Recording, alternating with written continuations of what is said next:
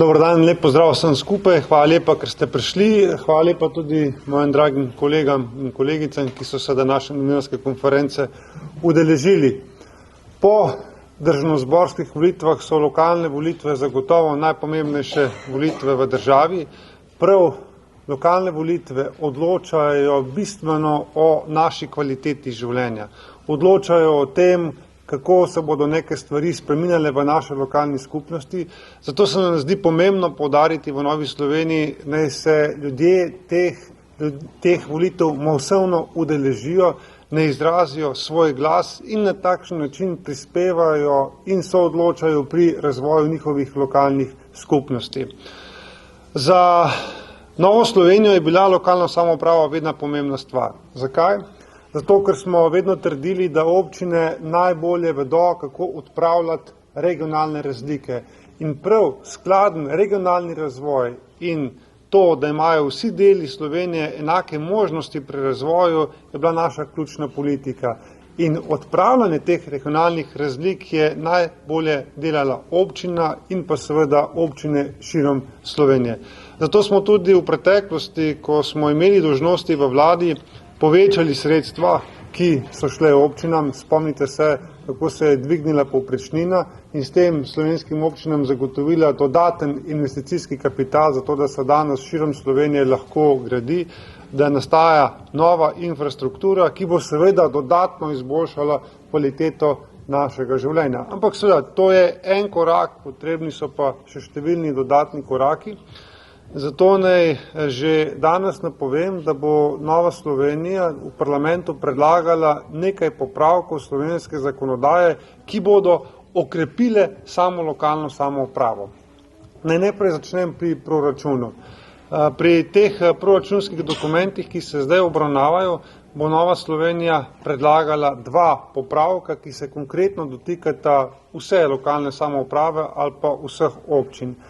Želimo zagotoviti dodatnih 20 milijonov evrov, ki bodo šli za pokrivanje izgub, ki jih imajo javni zavodi, beri vrtci, šole in druge javne ustanove, ki jih ustanovi občina zaradi energetske krize in zaradi energetskih podražitev.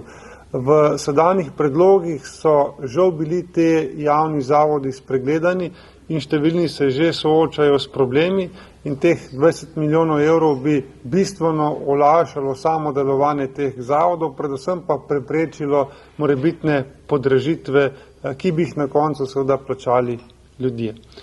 Drug popravek, ki ga bomo predlagali, je dodatnih 100 milijonov evrov za gradnjo stanovanj.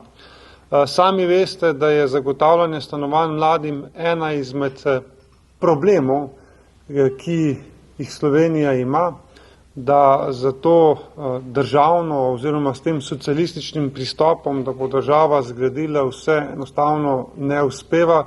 V vseh teh številkah, ki se postavljajo, češ kako bomo v nekem mandatu zgradili 10, 20, 30 tisoč stanovanj, vse to so prazne besede oziroma zgolj črke na papirju, ker nikoli doslej nobena vlada teh številk ni dosegla, ampak je bil že velik uspeh, če se je v nekem mandatu zgradilo 1000 stanovanj. To je definitivno premalo glede na potrebe mladih.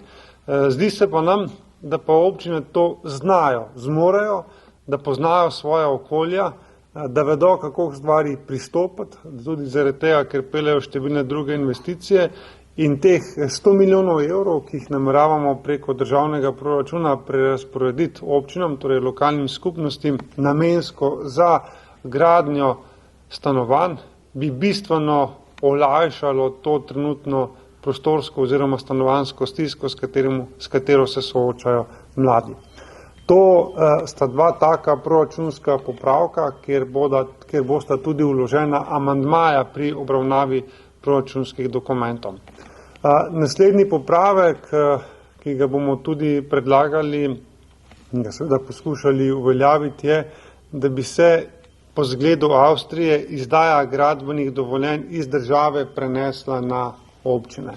Zdi se nam, da bi to bistveno pospešilo samo gradnjo in nenazadnje tudi številne investicije, ki jih pa v tem času raznih kriz nujno potrebujemo. Te investicije lahko pri življenju in v dobri kondiciji držijo tudi slovensko gospodarstvo in tukaj ne predlagamo nič dramatičnega, nič zelo revolucionarnega, ampak nekaj, kar se je kot dobra praksa izkazala naprimer v sosednji Avstriji, da to pride tudi v Slovenijo.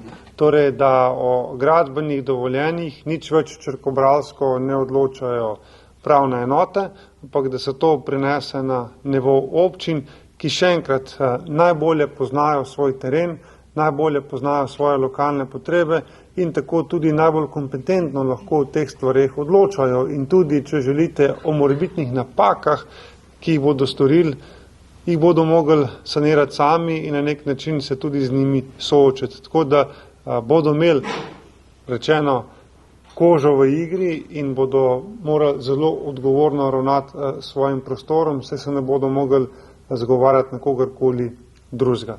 Evo, to je nekaj pomembnih stvari, ki jih Nova Slovenija generalno predlaga. Druga smo pa kot stranka izjemno aktivni.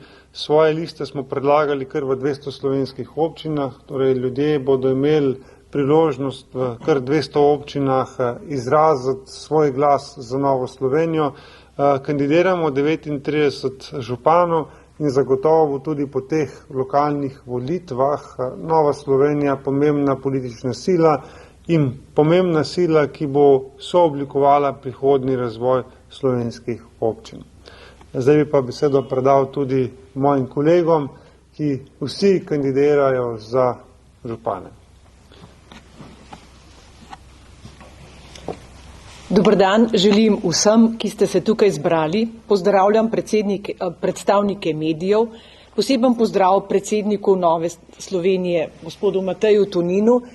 Se zahvaljujem županskemu kandidatu v Mariboru Bernardu Memonu za vabilo in pozdravljam tudi predsednika kluba županov in svetnikov pri Novi Sloveniji in župana Svete Trojice v Slovenskih Goricah, gospoda Davida Klobaso. Vse to, kar je govoril predsednik Matej, imamo tudi mi zapisano v našem programu oziroma imam jaz zapisano v svojem programu kot županska kandidatka v Ljubljani. Dobro vemo, da je odločitev za kandidaturo župana v Ljubljani neka odločitev poguma. In jaz upam, da bom to kandidaturo do konca volilnega časa izpeljala kar se da pogumno in dostojanstveno. V Ljubljani imamo 47 javnih šol in 4 zasebne šole. Imamo tudi 27 vrtcev, ki delujejo skoraj v 200 oziroma 800 objektih, kar pomeni kar veliko objektov za vzdrževanje, tudi za ogrevanje. Vsi ljubljanski objekti osnovnih šol in vrtcev so bili v času 10 let energetsko obnovljeni. To pomeni, za te vrtce in šole se v Ljubljani dobro skrbi, ampak to, kar bo Nova Slovenija vložila v parlament kot amandma, bo seveda tudi v Ljubljani zelo dobrodošlo za javne zavode. Ne govorimo pa tukaj samo o vrtcih in o šolah, ampak želimo se spomniti tudi na druge javne zavode, ki jih ima v lasti občina oziroma s katerimi upravlja. To so tudi knjižnice, so gledališča, so muzeji in podobne stavbe. Vsi ti se soočajo z velikimi težavami gotovo v času te energetske krize. Podpiramo tudi to, da se bo namenilo več denarja za najemna stanovanja, neprofitna najemna stanovanja za mlade. V Ljubljani je v delu kar nekaj sklopov takšnih najemnih stanovanj, približno 500 se jih še gradi, v prejšnjem mandatnem oziroma v mandatnem obdobju, ki se zaključuje, pa jih je bilo narejenih okrog 1000. To pomeni, Ljubljana dobro skrbi za ta najemna stanovanja, ki pa jih je, kot vemo, vedno premalo. Zato se bom tudi jaz kot županja trudila, da bo teh najemnih stanovanj več. S tem želimo omogočiti mladim, da pridejo v Ljubljano in omogočiti tudi, da si najdejo primeren poklic, primerno službo, da bodo v Ljubljani dostojanstveno živeli. Hvala še enkrat kandidatu za mariborskega župana. Mi je všeč, da smo se danes zbrali v Mariboru. zato da se tudi glavna mesta oziroma 2 večji mesti podpiramo v lokalnih volitvah in upamo, da tako jaz kot gospod Bernard doseževa čim boljši rezultat na volitvah, seveda s pomočjo vseh vaših glasov.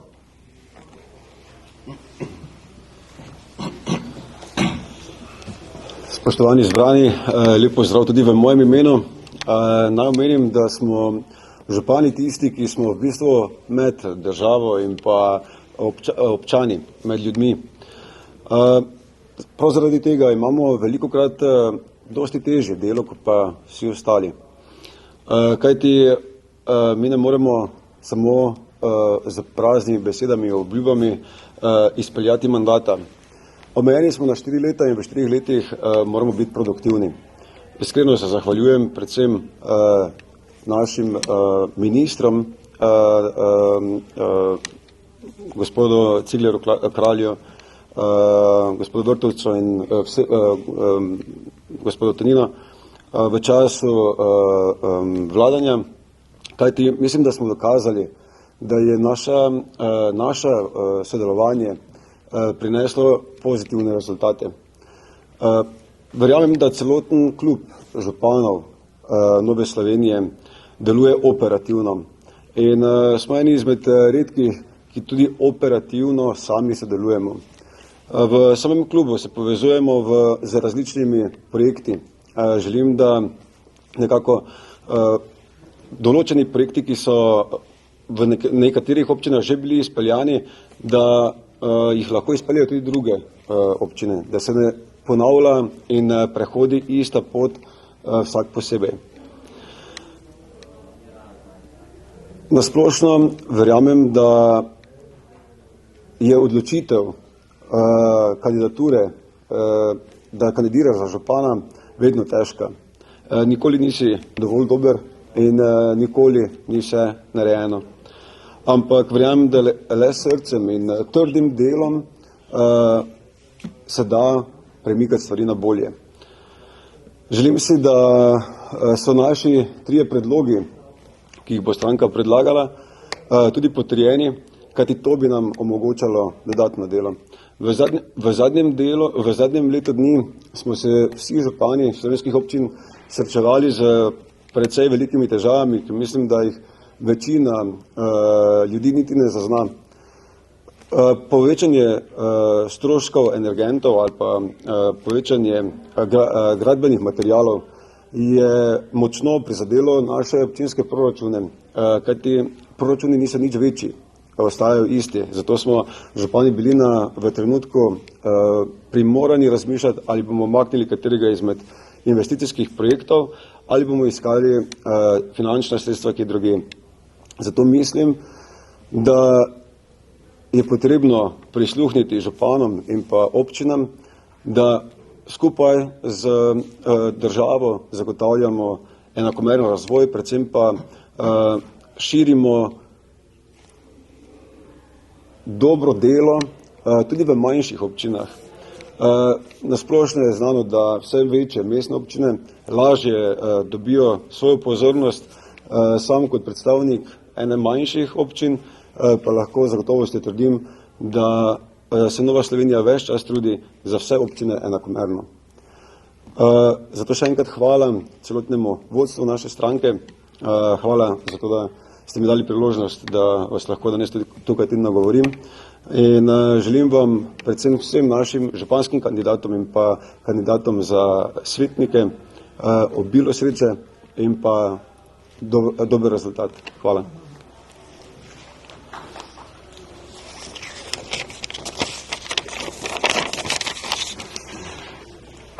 Ja, lep pozdrav še tudi z moje strani, vsem novinarjem, vodstvo stranke, našemu predsedniku, kolegom kandidatom za župane.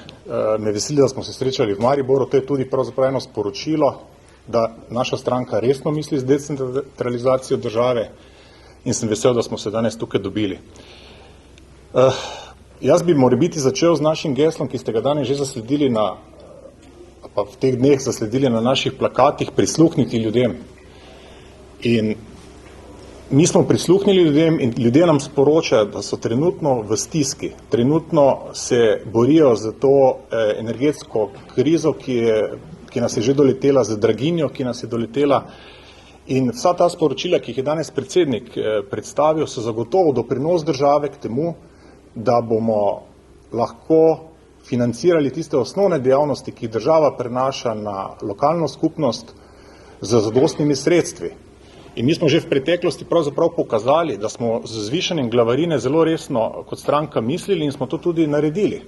Marsikateri župan je bil takrat zelo hvaležen za ta sredstva, da je lahko pravzaprav svoje projekte speljal. Vezano na to, kaj mi ljudje sporočajo, da so v stiski, sem jaz tudi oblikoval nekako svoj program v 3 točkah. Prva točka, nižji stroški za občane, kaj pa lahko lokalna skupnost stori za to, da znižamo stroške za naše občane. Zeleni Maribor, ki je povezan tudi zelo povezan z samooskrbo, in podjetniški Maribor. Vemo, podjetniki so tisti, ki ustvarjajo dodano vrednost, vplivajo na bruto družbeni proizvod in na koncu se to vse pozna v naših denarnicah. Kaj bo moj prvi ukrep kot župan, če bom prevzel vodenje mestne občine Maribor?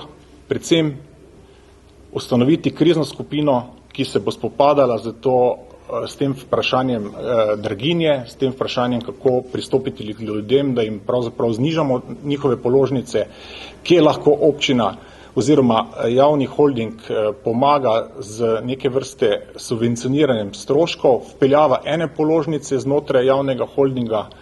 Kot veste, tega dosegli v preteklosti nismo. Še vedno mislim, da se pri združevanju skupnih služb ni zgodilo tisto, kar smo želeli, da bomo imeli eno skupno službo, eno nabavno službo, eno javno naročanje, eno položnico. In tukaj mislim, da lahko iz tega vidika naredimo precej za naše občane, da pravzaprav kot občina pristopimo k vsem tistim delom zniževanja stroškov, ki so v naši pristojnosti. Spravi, poleg države, ki so v naši pristojnosti. Zeleni Maribor, poglejte, jaz sem prepričan, da z energetsko samooskrbo mesta na vseh javnih stavbah, kjer je lastnik mestna občina Maribor, bi lahko že zdavnaj pristopili k temu, da bi sončne elektrarne bile pravzaprav na vsaki strehi. S tem bomo zagotovo prispevali k temu, da bomo nekoč samooskrbni in bomo zagotovo te skupne stroške, ki jih imamo vsi kot občani, bomo pravzaprav lahko financirali z vidika te energetske samooskrbe, pri kateri pravzaprav zelo zamujamo. Izkoristek reke Drave. Jaz sem prepričan, da izkoristek reke Drave ni v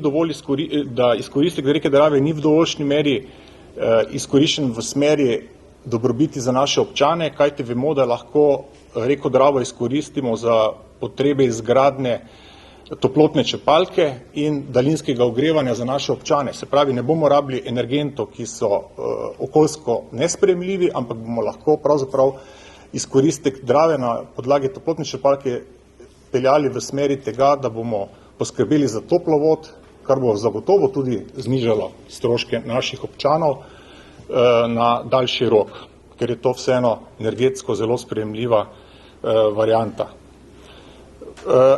Zelo me žalosti, da v mestni občini Maribor se danes še vedno pogovarjamo o tem, da nekatera gospodinjstva nimajo vode, nimajo dostopa do infrastrukture vodovoda.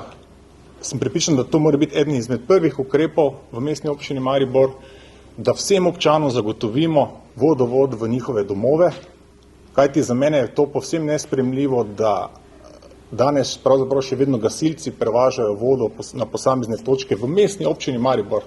To je povsem nesprejemljivo.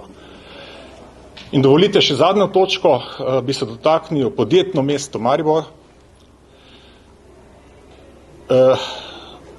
Mi smo imeli kar nekaj obiskov naših ministrov v prejšnjem mandatu. Danes moram reči, da to pogrešam. Pogovarjali smo se o zelenem logističnem centru, modalni logistični center v Hočah, ki je zagotovo en velik infrastrukturni potencial za vse naše podjetnike, za vse investitorje. In ti projekti, ki so bili nekako z idejno zasnovo nekako že začrtani, zdaj pravzaprav stojijo. In jaz sem prepričan, da mi moramo enega ali dva velika projekta v mestni občini Maribor zagnati, vkolikor želimo, da mali obrtniki, srednja podjetja zaživijo in prinašajo dodano vrednost. Potem neizkoriščen potencial mariborskega letališča. Strokovnjaki sem se pogovarjal, v Mariboru bi lahko vpeljali manjše čarterske lete z manjšimi zračnimi plovili, se pravi z manjšimi letali.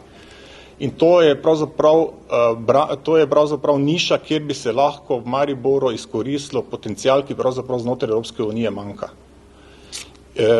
In v tej smeri se mi zdi, da smo naredili premalo. Poglejte, kot veste, mi smo z prejšnjim ministrom tudi zagovarjali izgradnjo tunela pod mestom Maribor. Zakaj? Zato, ker smo pravzaprav je bila preliminarna ocena strokovnjakov, poudarjam, preliminarna ocena strokovnjakov, da je ta investicija primerjalno z severno obvoznico nižja, vsaj za 3-kratnik do 4-kratnik cene. In jaz mislim, da bi morale se študije do konca opraviti, da se na koncu lahko po strokovni podlagi odločimo, ali gremo v izgradnjo tunela pod mestom, ali pa gremo v obvoznico, ko veste, da odreže del mesta, ki je pravzaprav precej hrupna, ki je na površini zemlje, in mislim, da je treba to dati enkrat na tehtnico in nadaljevati s temi projekti, s katerimi so naši ministri že začeli. Preliminarna ocena strokovnjakov na Ministrstvu za infrastrukturo je bila narejena. In sem prepričan, da lahko ta projekt speljemo tudi v tem mandatu, če bo seveda volja na obeh straneh, se pravi na lokalni skupnosti in na državi. Poglejte, južna obvoznica je seveda tudi nuja, vendar mi smo nekako ocenili, ker naša stranka naravnana zelo zeleno, da je potrebno južno obvoznico vkopati pod zemljo, deloma vkopati pod zemljo, da ne odrežemo tega zelenega zaledja Pohorja, ohranimo te zelene pasove v mestni občini Maribor, ki si pravzaprav vsi želimo, že z vidika turističnega potenciala, ki je pred nami. Dotaknil bi se še naših krajevnih skupnosti in mestnih četrti. Kot veste, komunikacija je v preteklosti, ali pa bom rekel v preteklem mandatu tukaj na tem nivoju potekala prepočasi. Zagotovo bo to eden izmed poudarkov. Mi zagovarjamo subsidiarnost in moramo graditi razvoj od mestnih četrti in krajevnih skupnosti navzgor. In predstavnik mestne četrti bo sedel na vsakem mojem kolegiju, ki ga bom imel kot župan v mestni občini Maribor in bo koordiniral vse ostale predsednike mestnih četrti in krajevnih skupnosti. Redno bodo povabljeni na vse strateške sestanke. To je zelo pomembno poudariti. Če dovolite še pa samo za zaključek, jaz večkrat opažam, da je potencial v naših uradnikih in v srednjem menedžmentu, bom rekel občine, ministrstev, kakršnekoli ustanove, zavodov, je premalo izkoriščen. Uradniki, ki delajo na nekih strokovnih področjih, strokovnih vprašanjih, strokovni menedžment, srednji menedžment je premalo izkoriščen in marsikje izvzeti strateškega reševanja ključnih družbenih problemov. Jaz sem prepričan, da če bomo vključili uradnike in srednji menedžment v odločanje in v to, da bodo lahko dajali pobude, kje spremeniti kakšen odlok, kje spremeniti kakšen zakon na državni ravni, da bomo lahko marsikje našo družbo spremenilo. Kaj se pa zdaj dogaja? Zdaj se pa dogaja to, da ko naletimo na nek problem, je izgovor v tistem trenutku, ja, veste, odlok je takšen, zakon je takšen, uredba je takšna, nič ne moremo. Gospodarstveniki se pa obračajo in odhajajo v drugo državo. Temu je treba narediti konec in tukaj je vloga lokalne skupnosti zelo velika, ker izhajamo iz subsidiarne ravni. Vsaki dan imamo stik z občani in mi točno vemo, kje so težave v lokalnem okolju, kje so težave v normativni podlagi naše lepe države.